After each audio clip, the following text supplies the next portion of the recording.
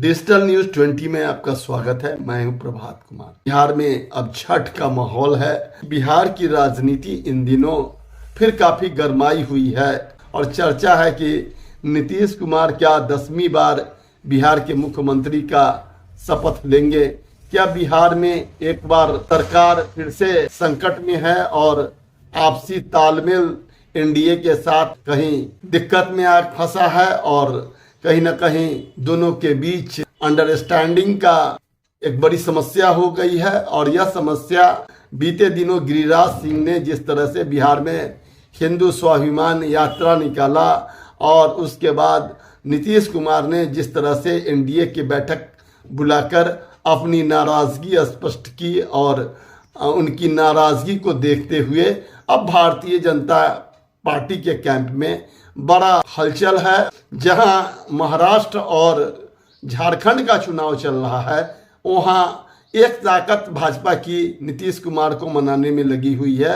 और बिहार में इन दिनों गुजरात की पूर्व मुख्यमंत्री और उत्तर प्रदेश की राज्यपाल आनंदीबेन पटेल, जो अमित शाह की घोर विरोधी मानी जाती है, इन दिनों बिहार के पर्यटन पर है और मुख्यमंत्री नीतीश कुमार से मिली है। वह भी पाटीदार समाज से आती है। पाटीदार और पटेल का एक अलग समन्वय है। बिहार में कुर्मी समाज है, वह पाटीदार समाज की तरह ही अपने को पटेल बोलता है और दोनों एक दूसरे के करीब अपने को मानता है।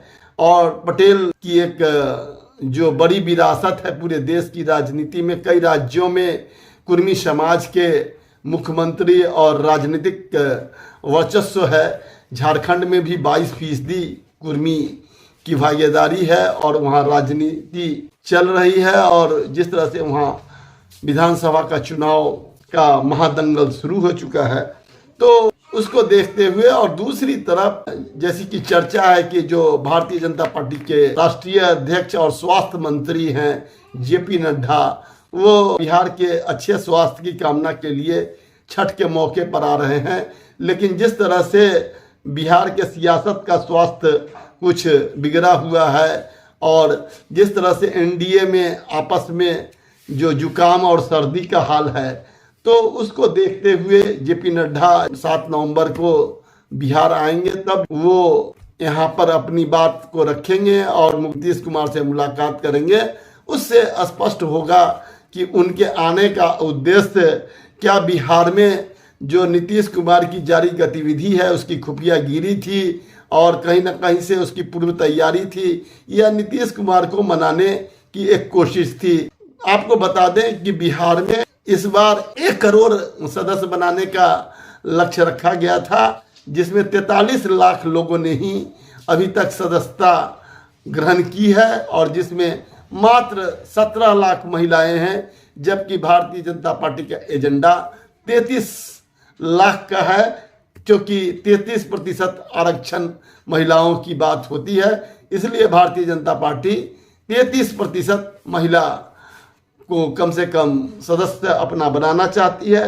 नड्डा जी जो बिहार में जो लोग बाहर से आएंगे छठ के मौके पर, माना जाता है कि जो बाहर रह रहे लोग हैं वो बीजेपी के प्रति सॉफ्ट हैं, उनको सदस्य बनाकर अपने लक्ष्य को पूर्ति करने के लिए जो अभियान उन्होंने तय कर दिया है 1 नवंबर से 15 नवंबर का, उसकी समीक्षा के लिए आ रहे हैं या कोई और बात है। कुल मिलाकर स्थिति यही है कि 23 नवंबर को जब झारखंड और महाराष्ट्र के चुनाव का परिणाम आएगा, उसके बाद बिहार में सत्ता परिवर्तन की उम्मीद जताई जा रही है।